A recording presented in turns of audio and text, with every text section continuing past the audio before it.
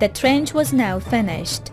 3,000 men were going to defend the city towards 10,000 enemy soldiers.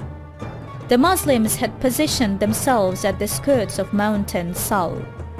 The headquarters was placed towards the back of the mountain. The army was very orderly and everyone knew what to do.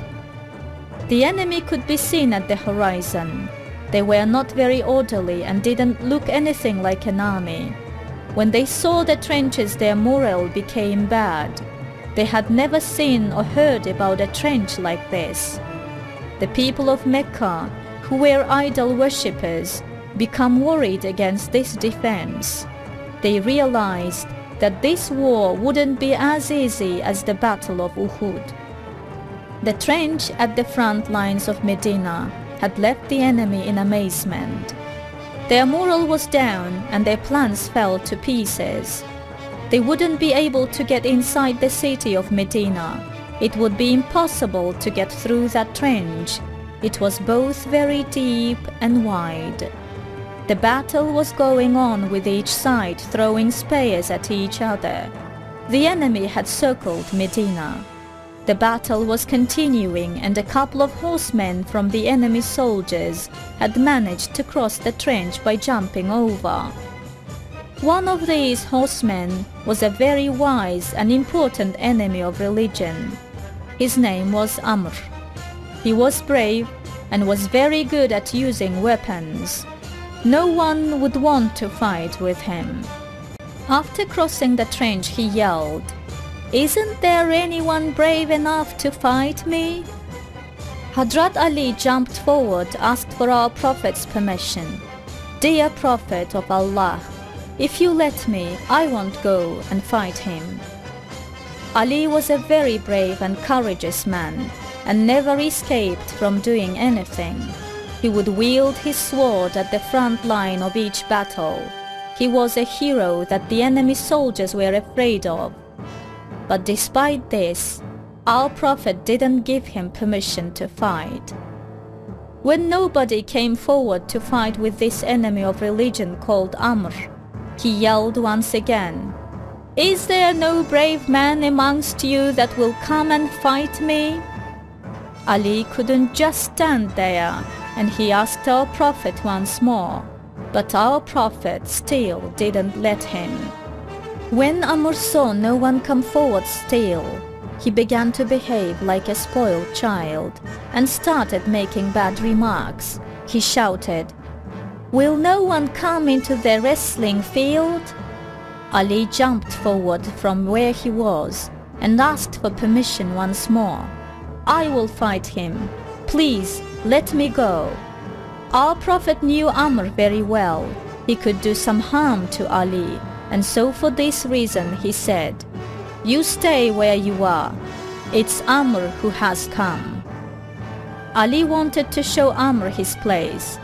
He asked once more, "Dear Prophet of Allah, even he is Amr that everyone is scared of. I want to fight him. Please, let me go." Upon this, our Prophet finally gave him permission, then and helped him put his armor on.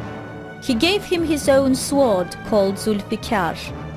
After taking off his turban and wrapping Ali's head, he prayed for him.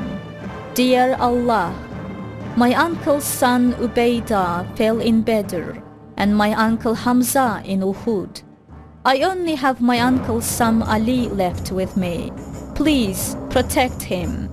Give him your help. Do not leave me all alone." Hadrat Ali walked towards Amr in a grand fashion and came face to face with him. He was covered in his suit of armor, and nothing except his eyes could be seen. Amr asked, "Who are you?" Hadrat Ali replied, "I'm Ali." Amr knew who Hadrat Ali was. After giving him a glance, he said, "Isn't there anyone older than you? I don't want to shed your blood." Ali gave an unexpected answer. "Even if you don't want to shed my blood, I will shed yours." The words of Ali stabbed Amr in the heart. He laughed in order not to show his fear. Amr then said, "To be honest, I wasn't expecting someone who talks so bravely to come up against me." Amr wielded his sword and went up to Ali. Amr was on the horse whereas Ali was on foot. Ali shouted at him, "Stop, Amr! I am on foot and you are on horse. How can I fight with you in this position? Get down from your horse and face me." Amr got down from his horse and let it go. He came face to face with Ali with his eyes full of rage. Both sides of the battle were in waiting for the fight. First of all, Ali invited Amr to become a Muslim. "Come to your senses. Be a Muslim like us and be saved." Amr refused his offer and replied, "Forget all of this. I have sworn to get the revenge of those you have killed." At that moment, Ali roared like a lion. "In that case, Amr, get ready to fight." Ali's words had angered Amr, and he then wielded his sword with all his might. The sword pierced Ali's shield, and he got a scratch on his forehead. It was now time for Ali to make his move. He got himself together at the speed of lightning. Ali struck at his neck with the sword very powerfully. There was no need for a second blow. Amr was lying on the ground lifeless. For a moment, the enemy side began screaming and yelling and violence broke up. Hadrat Ali cried for the glory of Allah. "Allahu Akbar, Allahu Akbar, Allahu Akbar." Then everywhere was echoing with the sound of our prophets and the Muslims' cries of Allahu Akbar. That day was a celebration for the Muslims and a sad day for the enemy. The battle of the trenches was still going on, and the enemy was uneasy that the Muslims were resisting heroically. The longer the battle went on, the more people began to feel weary and tired. The morale of the enemy soldiers was getting worse because of the fierce cold and food shortage. The Muslims, however, were keeping their spirits up no matter what, because they were fighting for Allah. During this time, our Prophet was making plans to break the strength of the enemy. He made them argue and fight among themselves by sending in a spy. The enemy began to get afraid of the tribe that was amongst them. Finally, the enemy had no strength left to resist. They attacked for the last time. Our Prophet was praying and asking Allah for help.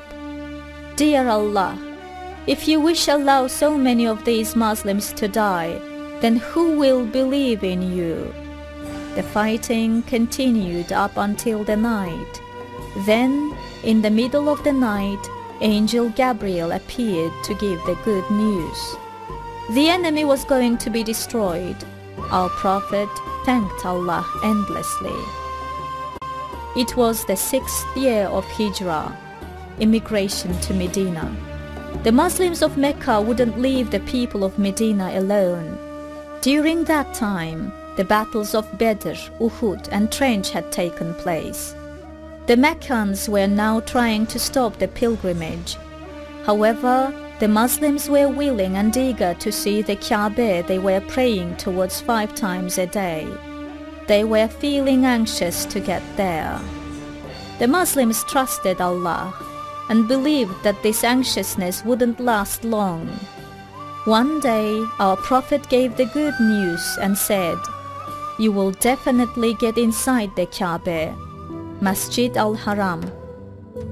The Muslims were very happy and excited about this.